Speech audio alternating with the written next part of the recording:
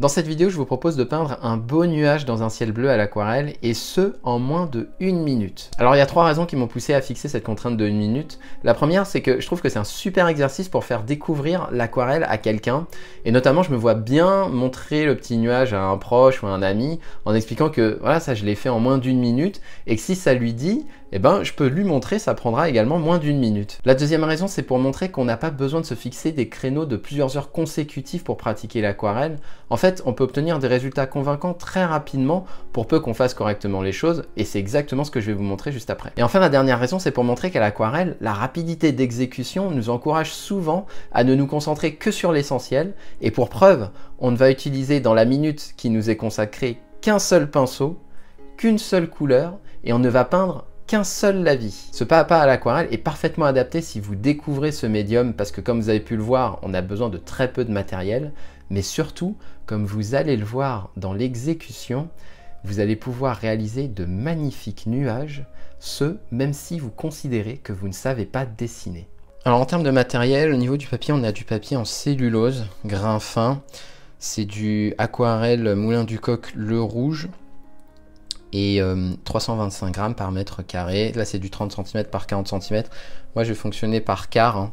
Sur chaque quart de papier je vais faire un ciel différent. Enfin là je vais faire 2 fois le même ciel et puis ici 2 fois le même ciel. Et un pinceau à la vie adapté à la taille de votre surface, donc ici c'est un taille 2, hein. Et puis une couleur suffit. Là c'est du Winsor & Newton bleu Winsor nuance verte, c'est le bleu primaire. Alors ça c'est celui de chez Winsor & Newton, mais vous pouvez prendre n'importe quel autre. Et l'outil magique pour faire les nuages qui est le sopalin. Donc vous allez voir comment je l'utilise pour créer les nuages avec une seule couleur. Et l'objectif c'est que en moins d'1 minute, eh bien, vous pouvez avoir un beau ciel avec des nuages. Alors dans un style plutôt stylisé dans un premier temps, donc je vais faire hop mon premier lavis. Donc là on enclenche le chrono de 1 minute, mais bon je vais pas le faire parce que sinon ça prend un peu de place et lorsque j'aurai tous mes ciels ça va être compliqué de tout chronométrer, mais vous pourrez voir que sur la vidéo c'est à peu près l'ordre de grandeur qu'on va utiliser. Et ici en fait on prend un papier, un sopalin sec qu'on froisse un peu, qu'on roule pas complètement en boule, et là eh bien on va pouvoir tamponner. Alors vous pouvez tamponner, vous pouvez aussi frotter, et vous voyez qu'on a des effets un peu différents, mais si vous tamponnez, eh bien vous allez créer des effets qui sont de nuages extrêmement stylisés avec des zones très marquées. Et voilà, du coup notre premier nuage fait très rapidement, hein, comme vous avez pu le voir.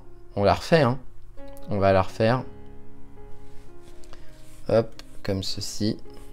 Donc le lavis, il ne faut pas qu'il soit trop humide. Il ne faut pas qu'il y ait une grosse flaque en dessous. Et il ne faut pas qu'il soit trop sec non plus. Donc il faut qu'il soit... il faut pas que voilà, faut pas qu'il y ait de flaque en dessous, mais il faut pas que ce soit complètement sec comme ceci. Là, ce sont des zones qui sont un peu trop sèches. Mais c'est pas grave. De toute façon, vu que vous agissez très rapidement, hop, hop, hop, hop, là je prends à chaque fois des zones un peu différentes pour créer ces nuages. Et après, vous pouvez ajuster avec une petite pointe de sopalin. Et voilà. Et du coup, là, vous obtenez un nuage qui a des bords assez marqués, mais qui est très convaincant. Et là, on va faire les autres nuages avec le même matériel, mais utilisé d'une façon différente. Et vous allez voir que l'effet obtenu est complètement différent. Donc là, je crée mon lavis. Je prends un peu d'eau.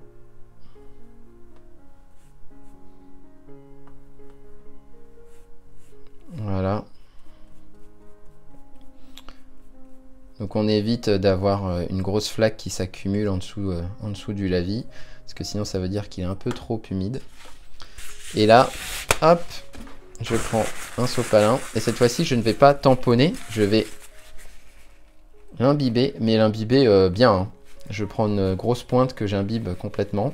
Et ici, eh bien, je vais pouvoir appuyer plus ou moins fort. Hein. Là, après, vous pouvez tester pour créer votre nuage.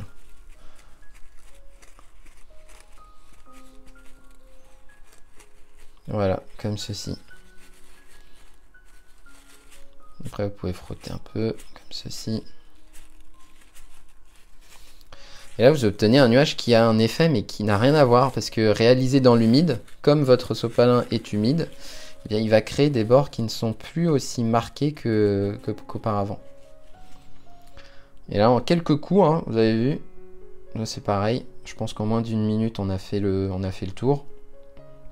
Je vais le refaire. Je vais le refaire. Hop. Comme ceci. Donc je vous invite vraiment à vous entraîner avec un sopalin plus ou moins imbibé. Vous pouvez tester, en fait, vous pouvez tester différentes choses. Et l'avantage, c'est que pas besoin de dessiner quoi que ce soit. En fait, là, c'est de l'aquarelle pure, c'est de la manipulation pure, avec certes un outil, mais un outil que j'utilise quand même assez régulièrement, qui est le sopalin. Hop, je le prends, je l'imbibe, hop, et là, j'appuie. Je peux créer des zones un peu plus, peut-être un petit peu plus nuancées, donc j'appuie moins. Et si j'appuie fort, vous allez voir que, hop, on va récupérer un peu plus de pigments. J'appuie un peu plus fort. Je prends une zone un petit peu moins explorée, hop, pour créer, hop, comme ceci. Vous voyez, là je prends une autre zone un petit peu moins explorée que j'imbibe un petit peu moins. Hop, toc. Là, vous pouvez créer, en fait, vous pouvez créer des choses très sympas en faisant des petits ronds comme ça là. Ça peut être très sympa. Et donc vous voyez, hein, on a obtenu différents nuages avec des effets à chaque fois différents. Ici j'ai tamponné mais avec la même zone, du coup ça a créé pas mal de zones bleues. Ici j'ai tamponné en prenant des zones différentes. Alors ici vous voyez, là il y a un petit peu trop d'eau, donc hop, je vais l'absorber pour éviter d'avoir des auréoles qui se forment. Toc, voilà. Ici aussi, là, vous voyez, ici il y a un peu trop de, il y a un petit peu trop de pigments, donc vous pouvez prendre un bout de sopalin et puis absorber pour éviter que lorsque ça sèche, ça ne crée des auréoles. Hop, et voilà. Ici aussi, une petite zone. Voilà. Et après, vous n'avez plus qu'à laisser sécher pour voir le résultat que ça donne, mais vous voyez déjà que juste avec les mêmes outils, on peut obtenir des résultats complètement différents. Et c'est ça qui est vraiment intéressant dans cet exercice, c'est que vous pouvez apprivoiser le comportement dans l'humide avec très peu de choses, juste un sopalin, pour pouvoir créer des choses, des bords un peu plus marqués, des bords un peu moins marqués, ici des transitions plus douces, ici des transitions moins douces, ici des bords extrêmement marqués, et vous allez avoir des styles très différents.